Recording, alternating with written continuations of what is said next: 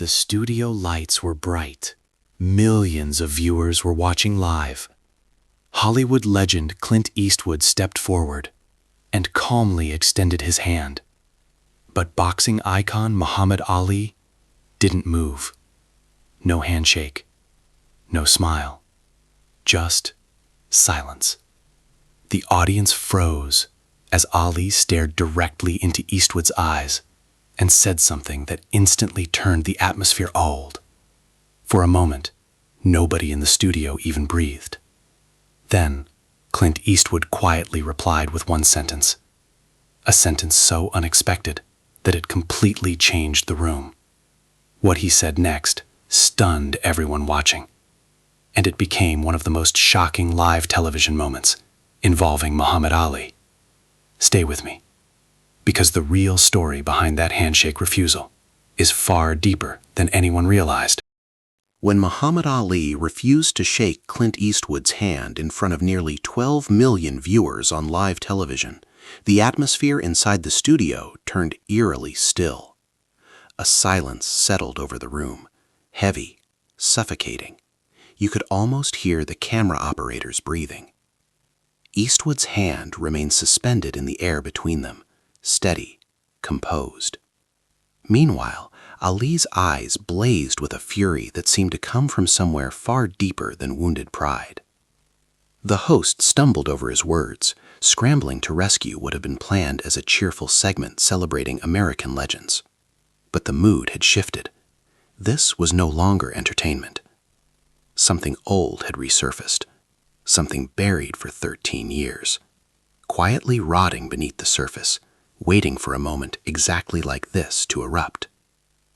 What no one in that studio realized, what even Ali himself didn't yet know, was that the man standing across from him had walked a strikingly similar road.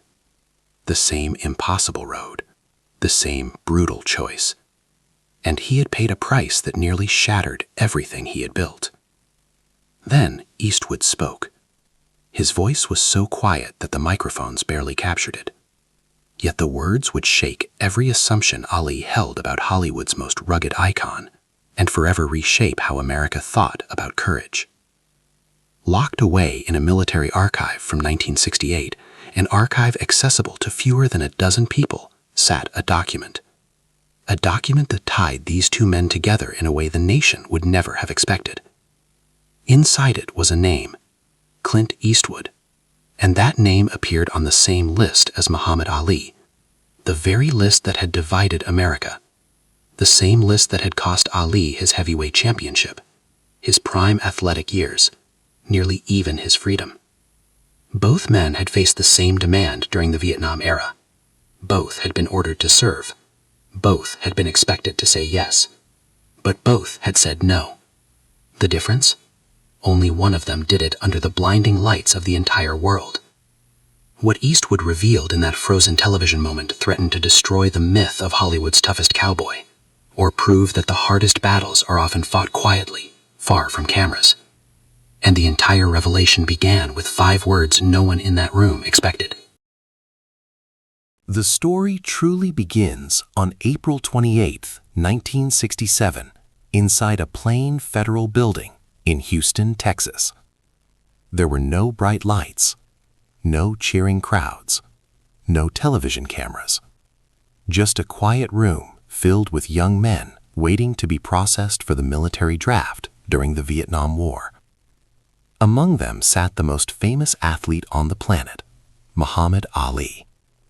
Only a few years earlier, Ali had stunned the boxing world by defeating Sonny Liston in 1964 to become the heavyweight champion of the world. His speed, confidence, and personality had transformed him into one of the most recognizable figures in sports. But on this morning, none of that mattered. To the draft officials, he was simply another name on a list. The draft call. During the Vietnam era, the U.S. government required young men to serve in the military if called. Many accepted without protest. Others had no choice. Ali's name had already been reviewed several times by the draft board. At first, he was classified as 1Y, meaning he was not fit for service due to failing an intelligence test. But in 1966, the military lowered the minimum test requirement. Suddenly, Ali became eligible. Now he was classified 1A, fully available for military duty. That meant he would soon be sent thousands of miles away to fight in a war he openly opposed. Ali had already spoken about it many times. He famously said, "I ain't got no quarrel with them Viet Cong." To Ali, the war had nothing to do with his fight. He believed Black Americans were still struggling for basic civil rights at home, and he refused to fight a war overseas while inequality remained in the United States. His position shocked the country. Some people praised his courage. Others called him a traitor. The critical moment. Inside the Houston Induction Center, the process was routine. Each man stood in line. When his name was called, he stepped forward and took the symbolic step that confirmed his entry into the military. Then Ali's turn came. The officer called, "Cassius Marcellus Clay." Ali stood still. He did not move. The officer repeated the name. Again, Ali remained silent. A third call echoed through the room. Everyone inside the building began staring. This was not a mistake. Ali slowly raised his head and calmly said that he refused induction into the U.S. Army because of his religious beliefs as a member of the Nation of Islam. It was a quiet moment, but it shook the entire country. Immediate consequences. The reaction was immediate and brutal. Within hours, boxing authorities took action. The New York State Athletic Commission suspended Ali's boxing license and stripped him of the heavyweight championship. He lost the title he had fought so hard to win. Every major boxing commission followed. Ali was banned from fighting in the United States. Sponsors disappeared overnight. Television networks cut ties. At only 25 years old, right in the middle of his athletic prime, the greatest boxer in the world suddenly had no career. But the consequences were even more serious. The U.S. government charged him with draft evasion, a federal crime that carried a possible 5-year prison sentence and a $10,000 fine. For the next 4 years, Ali fought a different kind of battle, not inside the ring, but inside courtrooms. Ali's stand became one of the most controversial moments of the 1960s. Supporters saw him as a man of principle who refused to betray his beliefs.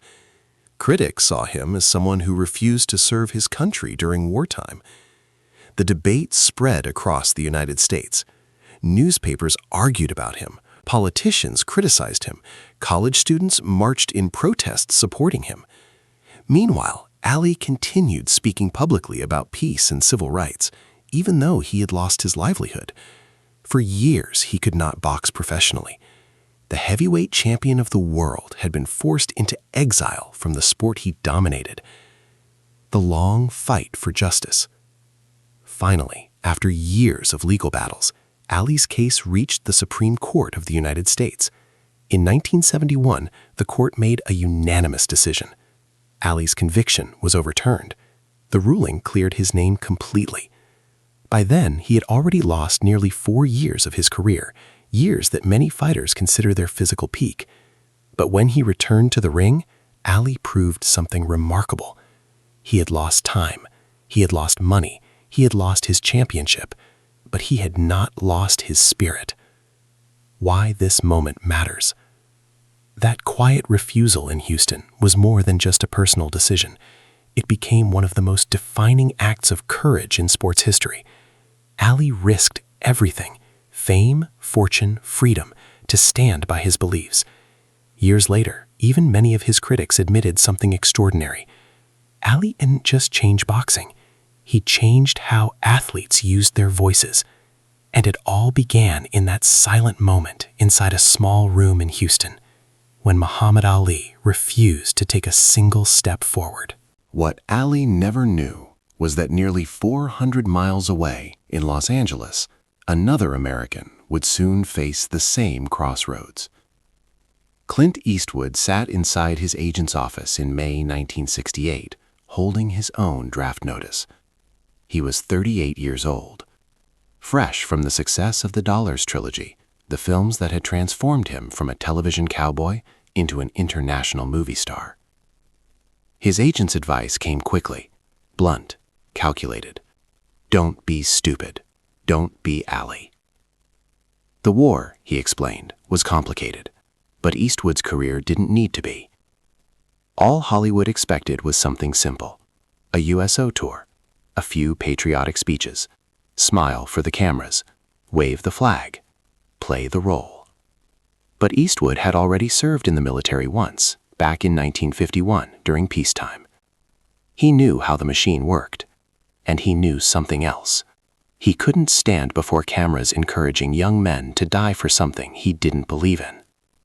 So he made a decision almost no one ever heard about. He filed a formal moral objection to his draft notice. Then he waited and prepared himself to watch everything collapse. The quiet destruction. What happened next to Clint Eastwood never made headlines. There were no press conferences, no dramatic speeches, no reporters waiting on courthouse steps. Just a slow, silent unraveling behind closed doors in Hollywood. Warner Brothers canceled a 3-picture contract worth $2 million. His agent, the same man who warned him not to be foolish, dropped him within 48 hours. His publicist resigned, telling reporters she could not represent someone unwilling to defend his country. Scripts that once flooded his office vanished overnight. Journalists who heard whispers about the story privately called him a coward. Death threats began appearing at his home in Carmel. His ex-wife's lawyers even used the draft objection in custody hearings, arguing he was unfit to raise his children. For 6 months, Clint Eastwood disappeared from Hollywood. He retreated to a small ranch, quietly wondering if his acting career had ended forever. Meanwhile, the military rejected his moral objection appeal and ordered him to report for duty. He prepared for prison, just like Allie. Then, something unexpected happened. The Army quietly reclassified him. 4F. Too old, too famous, too politically complicated. Military officials wanted no second celebrity scandal.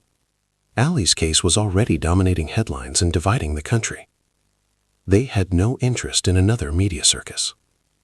So they quietly let Eastwood slip through the cracks. No announcement, no publicity. Just a bureaucratic decision that saved his career, but left him carrying a secret heavier than any role he would ever play. While Allie stood in courtrooms defending his beliefs before the entire world, Eastwood returned to Hollywood under one condition: stay silent, make movies, keep politics out of it. And so he did. Film by film, he rebuilt his career, eventually becoming a symbol of American masculinity and cinematic toughness. The legendary man with no name, fearless, unbreakable. But inside, he carried a truth few people knew. He had made the same choice as Allie, paid a price for it, yet never faced the storm of public judgment Allie endured daily. For 13 years, Eastwood watched Allie's journey from afar, his return to boxing, his activism, his global fame. And for 13 years he wondered something quietly. Did Allie know he wasn't alone? Did he know there were others who resisted quietly? Men who drew the same moral line. Men who simply lacked the stage to shout it from. The night everything changed. The answer arrived unexpectedly. March 15, 1981. The stage of the Dick Cavett Show. A special episode celebrating American legends. Allie was there, dazzling the audience with his humor and charisma. Also seated among the guests were musicians, filmmakers, and Clint Eastwood. The two had never met, never crossed paths. They lived in entirely different worlds. When Allie walked onto the stage, the audience erupted. When East would follow moments later, the energy shifted. Cavett smiled proudly as he introduced them. Two of America's greatest icons meeting for the first time. Eastwood extended his hand. Calm, polite, that familiar half-smile. Allie glanced at the hand, then looked directly into Eastwood's eyes. And something hardened. I don't shake hands with men who stayed silent while brothers went to war. The audience gasped. Eastwood's hand remained perfectly steady. No anger, no defensiveness, just a slight nod. Then he stepped closer and asked quietly, "You think you're the only one who paid a pice, champ?" The night felt ordinary at first. Bright studio lights, Soft applause from the audience, cameras quietly sliding across the polished floor. It was the kind of television evening meant to celebrate American legends. The host welcomed his guests with energy, jokes, and the familiar rhythm of late-night conversation. But no one in that studio realized they were about to witness a moment that would echo far beyond entertainment. Among the guests was the heavyweight champion whose name had already become part of American history, Muhammad Ali. Ali walked onto the stage with the same confidence the world knew so well. His smile was sharp, his presence magnetic. Even years after the controversy surrounding the Vietnam War, Ali remained one of the most recognizable figures on the planet. Then another guest was introduced, Hollywood's quiet, steely icon, Clint Eastwood. The audience applauded again. Eastwood stepped onto the stage with calm composure, that familiar half-smile resting on his face. He carried the aura of the characters he had played on screen, tough, silent, almost untouchable. At first, everything seemed friendly.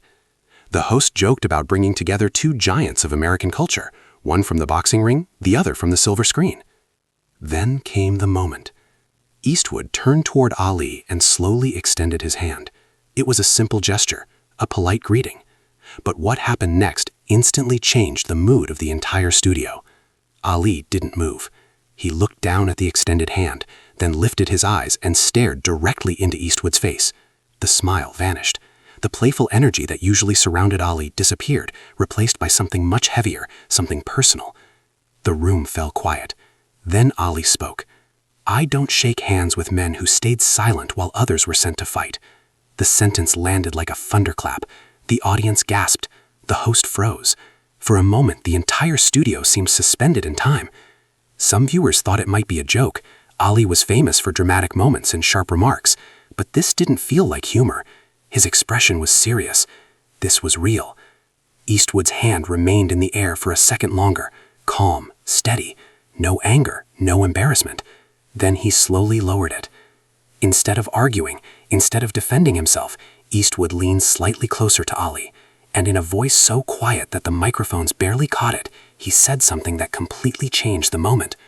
"You think you're the only one who said no?" Ali blinked. The confidence in his eyes suddenly shifted to confusion. The audience didn't fully understand what Eastwood meant, but Ali did. The tension in the room grew thicker. Eastwood reached into his jacket and pulled out a folded document, old, slightly yellowed paper that looked like it had been kept for years. He held it up. "My draft refusal," he said calmly. The studio went silent again.